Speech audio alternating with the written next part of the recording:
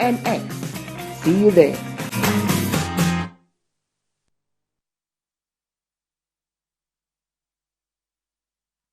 And thank you for being part of the program today. This morning we'll be talking about a couple of issues. First, let me welcome you to a brand new Monday morning, and it's been a pleasure to have you join us on the program today. On the show today, we'll be looking at first, over the weekend, there was this, well, to some it was a sharing news, to some it was a very sad news about the demise of the strong man of Cuba, Fidel Castro, who died over the weekend. And in quite a number of places, there was this huge excitement. But in quite a number of other places as well, there was this very gloom mood everywhere.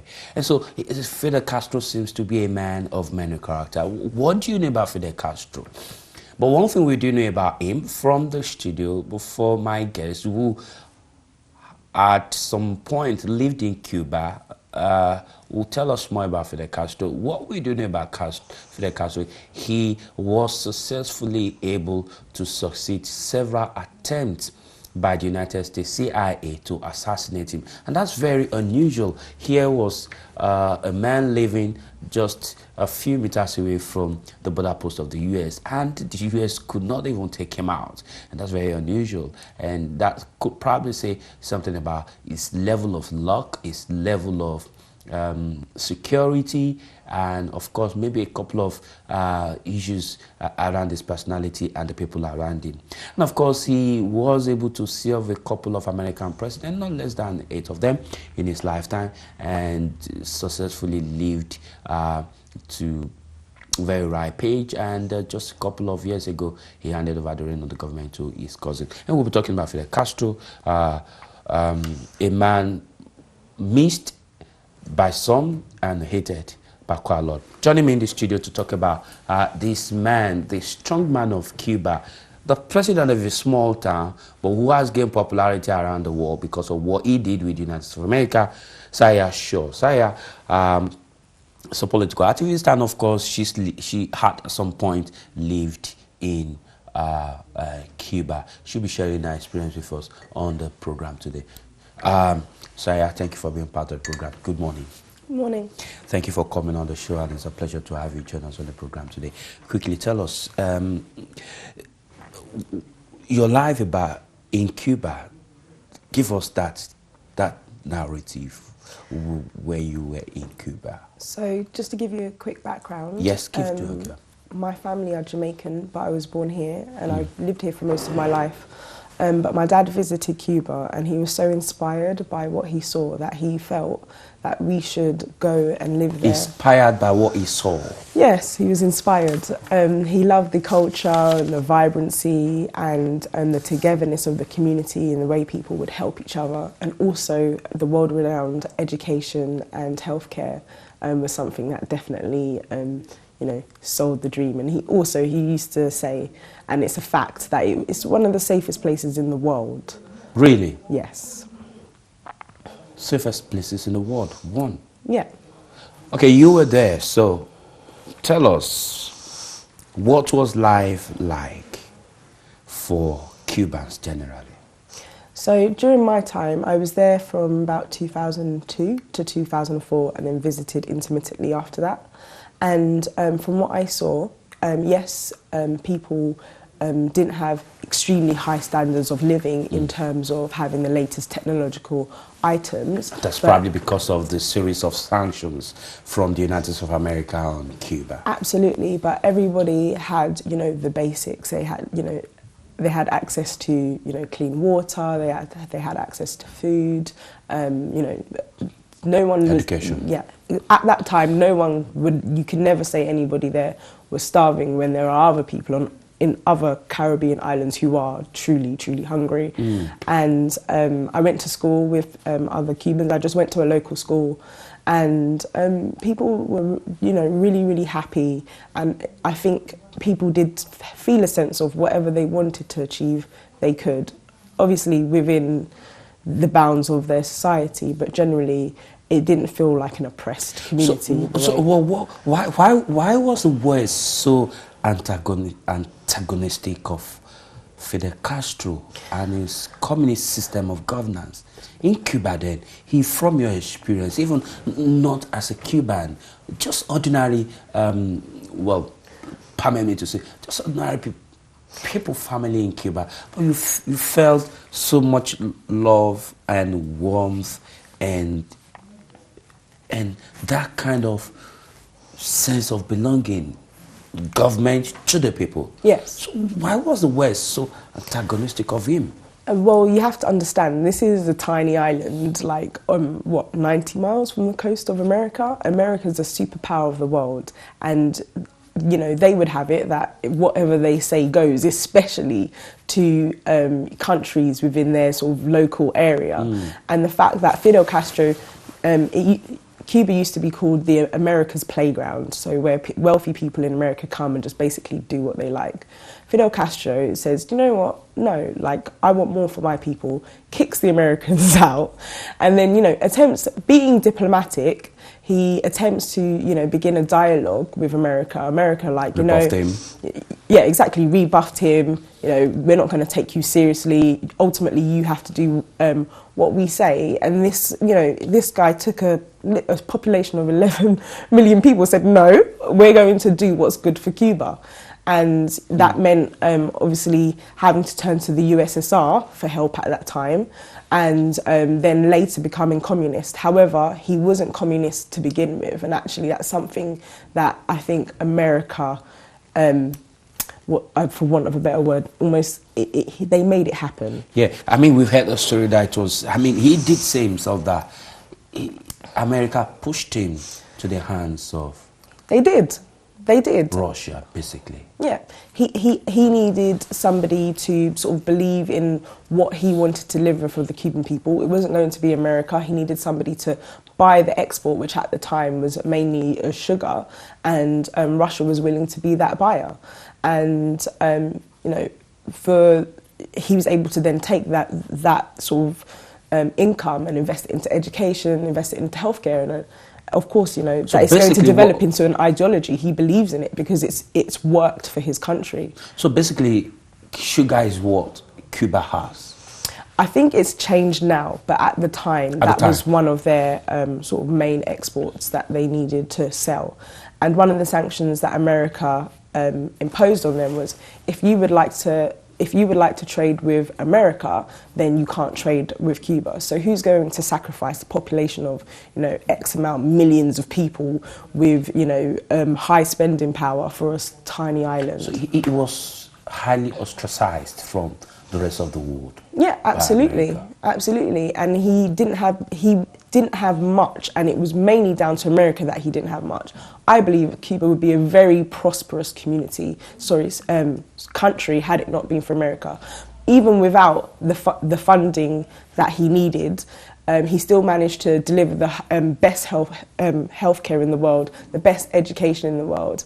And that is no small gift, given that the other Caribbean islands have not done very well. The only Caribbean islands that are doing well are those that have kept ties with their sort of previous colonial masters, let's say. So, for example, it's quite strong. But, for example, Jamaica cut ties with Britain, and since then, you know, hasn't done very well. That people don't have as much opportunity. You have to pay for education. You know, healthcare is not But the Queen is still the head of the... No, it's not. The Queen is no longer the head of state. Okay, hopefully we'll be able to bring you some video clips and materials on Fidel Castro, his lifetime. The team is working around getting you materials, even online, on Fidel Castro. Probably we can just take a cue of what is being said about Fidel Castro online, then we'll be able to play you that. And also, our special correspondent, Paulo, was at the Cuba embassy where a candle night was held for Fidel Castro. We're also going to bring you that, and also you might be able to call into the studio to share. Tell us, I mean, from what our guest Zahia has been telling us about, despite how mighty America was able to muscle out Cuba, Fidel Castro was still able to give quality government and governance to his people, translating to good education, not buoyant economy, but an economy that fits his people, and social economic availability for every Cuban. It might not be at the highest or the biggest level, but something relatively okay for an average Cuban, and despite the strength of America on Cuba. And we've just heard that from our guest here in the studio. We'll bring you a couple of materials, team working on it. Once any of those materials are ready, we'll let you know. But let me return to my guest, Zahia. And so, America attempted, not once, not twice, Just over 600 times. to assassinate him. Yes. And he was able to see off every one of those attempts. That looks very strange. I mean, when we imagine that America is able to get anything it wants, even far away in small continent of Africa, when they unleash their whatever on you, you're gone.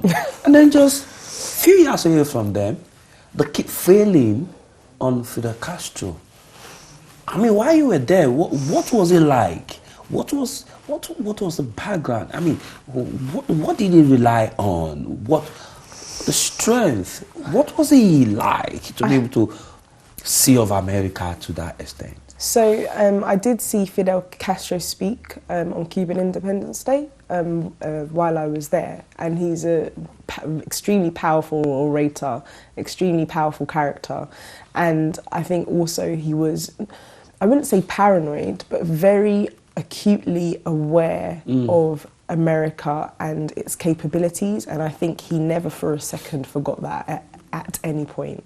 So I'm like, having outlived so many presidents, I think you begin to understand sort of the procedures that, you know, the American government will follow, and begin to develop like tactics that will allow you to constantly evade them. I know that no one really knew exactly where he lived and things like that. A lot was shrouded in secrecy, and it was because of trying to sort of prevent the US government from being able to attack him. How much influence did Russia assert on Cuba and Fidel Castro? I think there was a huge influence. I mean, they had a shared belief. I mean, at that time when it was USSR, before the collapse of communism. Before the collapse of communism. Yeah. Well, yeah, their influence is great in that they not only sort of lent economic support, but then they began sort of to share an ideology. And, you know, we've all heard of the Fidel Castro building like nuclear. I don't know the word for it, but he began building nuclear bases, and then Russia wanted to send over the nukes, and that was almost World War III. Almost. So yeah, I think they've had. I wouldn't say communism had a huge influence on Cuba, but I wouldn't necessarily say that Russia had a huge influence on Cuba. I think there was a friendship there and a shared belief. That would be sort of how I would put it. Tell us, while you were there, your mom, dad, and your family, I mean, you had a first-hand experience of life in Cuba. How did Cubans themselves relate amongst one another? Oh, extremely friendly. It's a really, really diverse community. I was living in Havana, so there was a mix of people from like, I mean, everybody's from African descent, but some more from like maybe Spanish descent as well, and you could sort of see that. But everybody sort of mixed together equally. There was no sort of separation of, you know, I'm lighter or, you know, so I'm better than you. One thing that it was really privileged to see, rather than having different schools in different uniforms, Primary school was like red shorts, white shirt. All of them? The whole country. So you could identify someone in primary school anywhere. And the same for secondary school. It was a mustard coloured uniform, like skirt or trousers. So there's and no shirt. like, okay, this one goes to this school, that's the uniform they wear. That goes to that Exactly. school. It's just same. But also, like, I want to sort of go in the direction of, so teachers in training also had a uniform. Ooh. And then doctors in training also had a uniform. You were able to spot everybody. And by doing that, you can see people who look like yourself, you know, doing well. So, and I can see that there was a diversity of people in each sort of aspiring profession. Fantastic. So while you were there, was there any serious animosity against Fidel Castro? Yeah, of course, he was a towering figure over Cuba. You know, that's quite an interesting question. I felt, obviously, I was a child at the time, so maybe there are some things that weren't said within my hearing. But I felt that there was genuine adoration for Castro, or Fidel, as some people call him. And there were people who sort of, they would disagree with some things and they would speak it quietly. However, I wouldn't say I ever met anybody that absolutely hated Fidel, because they knew the advantages. Of being the society it was, Cubans were allowed to travel all around the world, you know, assisting in many countries, especially in Africa, and you know, going to Venezuela. So I think you need some permission from the government for you to exactly to leave Cuba. But the point that I'm trying to make is you had Cubans that were well travelled and they could see the advantages in their society. Obviously, they were cons, but they were aware of things that they had access to that other people didn't.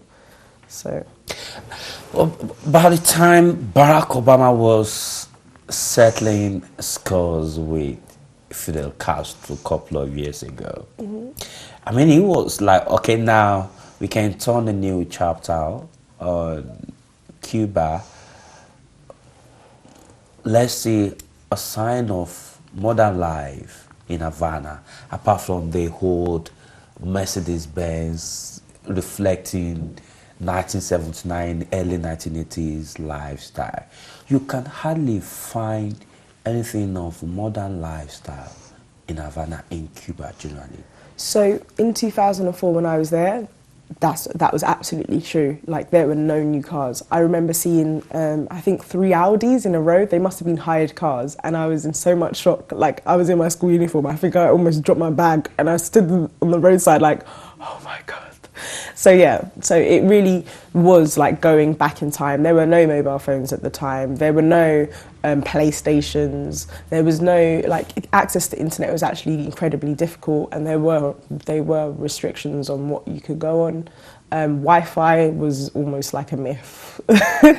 So, but at the same time, it had its beauty, and I think that's part of the reason why there was that sort of real sense of community. Because those, you know, technology has, though it has helped us, it's begun to sort of create a separation within people. It's so easy to stay in your house and watch TV all day and play on your console. So, yeah. Maybe we'll come back to how technology helped keep Fidel's life to. Obviously, this modern technology we carry about, they actually some kind of open us to quite a lot of danger. Yeah. Your phone by itself sends signals to people where you are. Your communication can be monitored. But the absence of such things in Cuba actually probably added to how well it became difficult for America to actually be able to say, yes, this is where Fidel is, this is what we can do. Because those things, those luxuries were not actually there. Perhaps. Obviously, if the majority of the nation doesn't have access to technology, then, you know, those red herrings are obviously, you know, less what's the word, less likely to come up. All right, we're talking about Fidel Castro, a very strong man that ruled a small island and eventually became the hero of the world, loved by many and hated by quite a lot. To you, who's Fidel Castro? Our guest in the studio, Zahia, has been telling us much more about Fidel Castro. First-hand information, having lived in Cuba with our parents and having experienced what life was in Cuba, she's been telling us our experience. Very many people have actually condemned, Fidel or life in Cuba, but here we have real life experience and how nice it was to have lived in Havana in Cuba. And of course, over the weekend, the Labour leader Jeremy Corbyn was one of the few people who came out openly to say, yes, Fidel had so many flaws, but he was a man who made life comfortable for his people. And he had actually come under huge criticism for kind of trying to praise Fidel Castro's system of governance in Cuba. The phone line is open now. You can tell us what you think about Fidel and how he was able to see off quite a lot of attempts by America to want to stifle Cuba out of existence and also to assassinate him, and how he used the small resources available to him to make Cuba a great place. But while we're waiting for your call, we'll go on a very short break, and then when we come back, you'll be able to call into the studio. We'll quickly take a clip reflecting the candle night held at the Cuban headquarters here in London. And we're back, and we'll tell you more. My guest is still in the studio, Zahia. Sure, don't go away.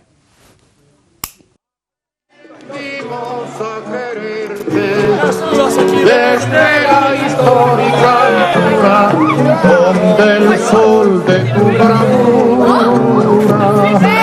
le puso cerco a la muerte. Aquí se queda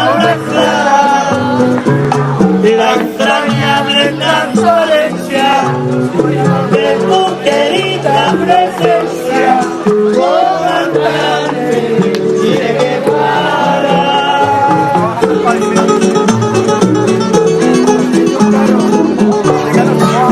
¡Viva Cuba! ¡Viva Cuba!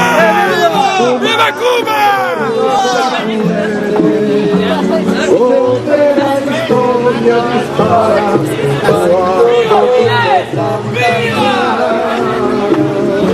Se despierta para ver ¡Comandante!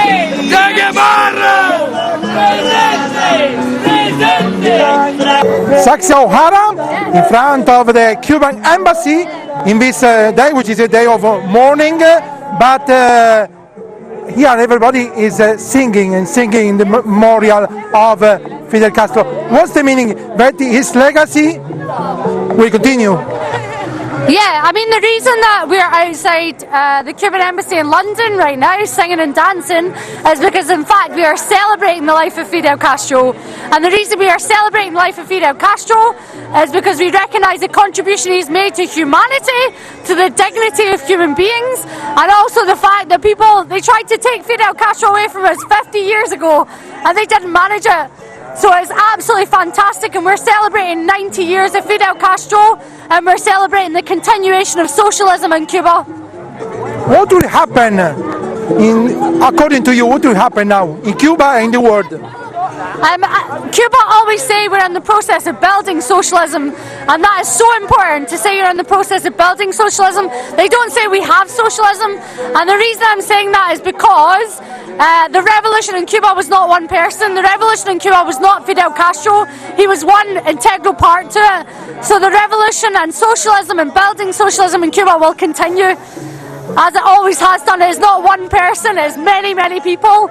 Obviously, Fidel Castro was the illustration of what happened in Cuba, but it continues, of course it continues. As long as Fidel Castro is in people's minds and the words that he's spoken are in people's heads, the revolution in Cuba will continue. International unites the human race. And so, viva Cuba socialista! Viva! Viva Fidel! Viva! Viva Che! Viva! Viva Raúl! Viva! Souza, you are from Brazil. What's the importance of Fidel Castro for Latin America? Hello, my name is Souza. I have accommodation. This is my importance today. Confrontation. This is my Fidel Castro. I love this is my competence. This is defines the life. It's very good for me. I have very communist. I love. It's my culture in Brazil. It's my president Lula Inácio da Silva. I similar Fidel Castro. It's my important today. This is convive the many people now. This is information to finish the Fidel Castro now. Thank you very much. Agrupémonos todos en la lucha final. So it's our duty now, if we're going to stand here with pictures of Fidel with Cuban flags, to fight against British imperialism, and as Che said, to create 1, 2, 3 many Vietnams. We need to create problems for Theresa May. We need to create problems for the British state. And wherever we are, we need to take on our local councils. We need to build a movement against poverty, against war and racism. Viva los trabajadores del mundo! Andrew George, 27 years old, when Fidel Castro went to power in Cuba, you were not even born, probably your parents were children, but now you are here to commemorate El Comandante. Why? Why is his legacy important also for young people today? Because today in Britain and around the world we're still suffering under the dictatorship of capital from imperialism. So my father wasn't born until tens of years after Fidel Castro managed to lead a successful revolution in Cuba against US imperialism, colonialism and for socialism. And we're inspired here today. I'm from a group called the Revolutionary Communist Group, and we're fighting for the same ideals as Fidel, for social justice, for the liberation of women, against racism, against the US, against Britain, and for the people.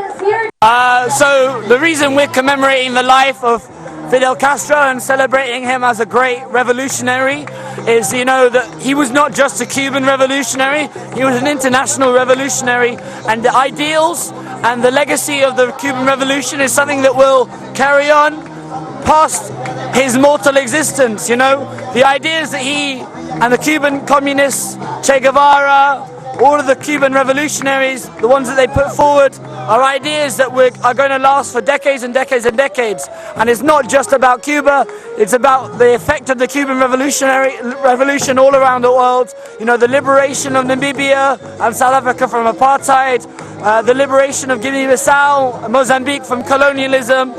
This would not have happened without Cuba. And the ideals that they are spreading around the world are so different to the British Empire, the British imperialist state. You know, Britain sends soldiers all across the world, but Cuba is sending doctors. And this is something we should learn about. And it's a shame there's not more people here from the British left. So that means we need to change the attitudes of people on the British left. And they should respect and appreciate what's been achieved in Cuba. Trump is celebrating the death of Fidel Castro. How do you reply to Trump? One day we will dance on his grave. El día que el triunfo alcancemos, ni esclavos ni buenos habrá. El paraíso, patria de la humanidad. Agrupémonos todos en la lucha final. And Sisa is from Colombia and Steve from England. And now you are commemorating Fidel Castro here in front of the Cuban embassy. Today is a day of sorrow, but it's also, as I see here, the atmosphere is also a day of hope somehow, because his legacy, what about it? It will not be lost? No, I completely agree with you. Today is a very sad day for all of the oppressed and the exploited of the world, for all progressive humanity. We have lost one of the greatest men of our century. One could say that Fidel was obviously a legendary revolutionary in the context of Cuba, but he also meant so much to the rest of the world, to the poor and the exploited and the oppressed. As a communist, I'm greatly saddened by his death. Did you meet him? I did have the privilege of meeting him very briefly in 1978 at the World Festival of Youth and Students in Havana. And I was overcome even then by his generosity. I was staying in a hotel with other delegates to the youth festival, and he personally, remember, he was president of his country, and he came round personally to make sure that everyone was comfortable, everyone had enough food, everyone was being taken care of. That moved me greatly. But more than anything else, what moves me as an internationalist is the role that he played in ensuring that Cuba's... People talk about Cuba as exporting sugar, exporting tobacco. No. Cuba exports doctors. Cuba exports doctors, exports teachers. For a small, poor country, Cuba, under socialism, has done more for the Western Hemisphere, for the Third World, than anyone else. And Fidel is largely to blame for that. And the reason that Fidel, in a Third World country, was able to live to the age of 90 is because he benefited from a health service that he himself had created. And about Colombia, about Latin America, the importance of... All right, thank you for joining us on the show. I still have my guest in the studio, Zahia. Sure, Zahia, let's quickly look at one of the things Fidel has been criticized of is human rights rule, that he's abused people, he has a very poor human rights records. Tell us, and these are conjecture of the West, and people that have been used against him. How in reality is this? So, I mean, the reality of it is that to some degree he did abuse human rights in that there wasn't as much freedom in Cuba as other societies, for example, Britain or America. But my view on it is how many American presidents have abused human rights in obscene ways, and the same goes for British prime ministers, and not one word has been said against them. For me, I think communism in Cuba, or the way Fidel Castro handled things, was right for that time, and it's allowed, by shutting the world out and in some ways, you know, inhibiting freedoms that every human has the right to. He allowed Cuba to sort of grow without the intervention of other countries who would actually use Cuba for their own benefit and not for the benefit of the Cuban people. So I think it's definitely worked for a time. They've got a solid foundation in their terms of their culture, their way of delivering education, their way of delivering health. And I do agree that, you know, Cuba should slowly open up its doors, and, you know, Cuban people should be allowed to be as prosperous as other people in other countries, though I do think that they should be very, very careful, because with sort of America lending its hand of friendship also comes with America wanting to use Cuba, and as they do many other countries, and, you know, they should be wary of the history that they once had with America in the way that they were used, and that it's always possible for that to happen again. So, and it's a balancing act, because you want people to be prosperous, but then you don't want them to get into this whole, I want McDonald's, I want to... How would we even define prosperity in terms of the West's ideology? I mean, they give you something and they take it back with another hand. They give you candies with one hand and then give you stick with the other hand. Yeah. Probably, I don't know.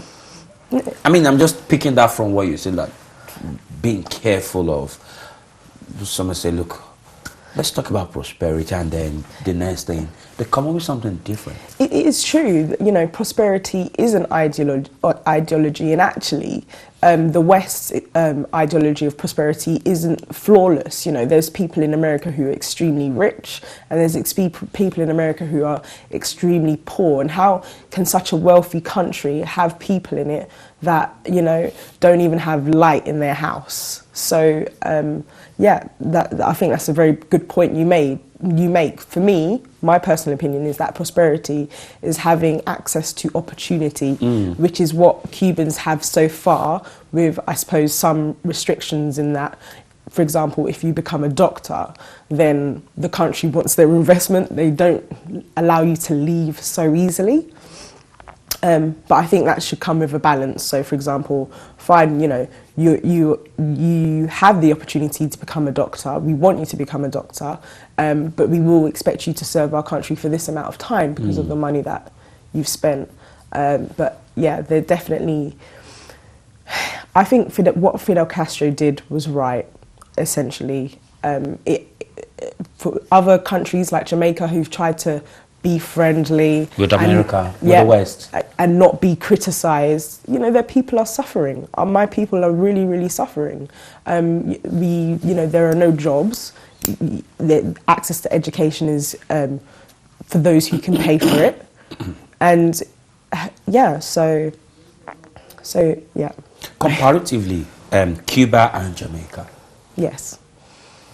I mean, we had Cuba close to USSR, short economy, and we had Jamaica opened up to the West and open economy. In terms of access to what you call opportunities, which is better?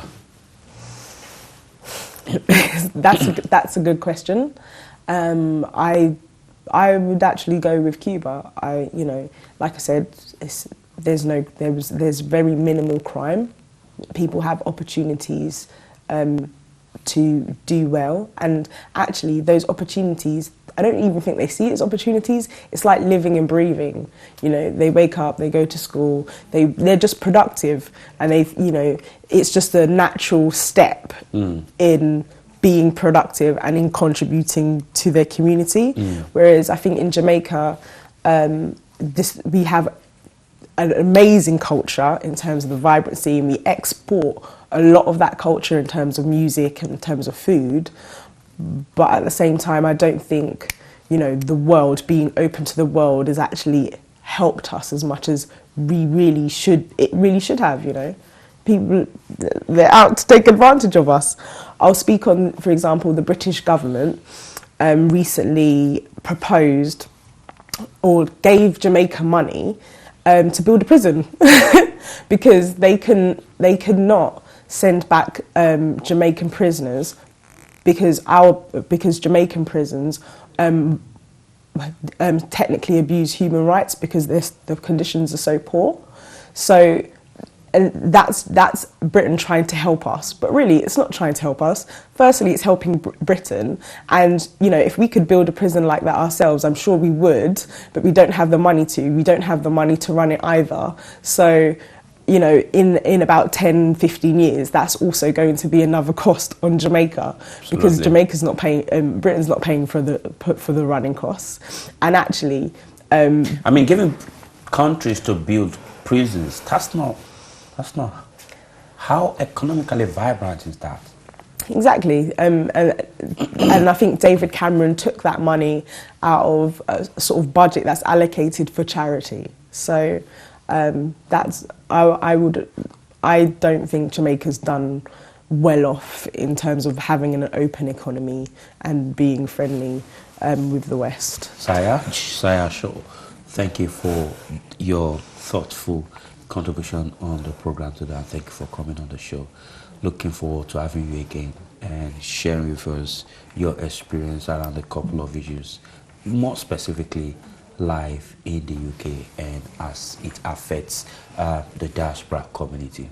Thank you for coming on the show today. Thank you. All right, I've been speaking with my guest, Zahia, who has been sharing with us her experience, real life experience in Cuba, and of course, what actually made Fidel Castro the leader of this tiny island, but a very huge personality in the world. We're going to short break now. When we come back, we'll be going to Africa. We'll be taking a look at the just recent elections held in Ondo State, southwest Nigeria. How every horde was beaten in that election. Don't go away.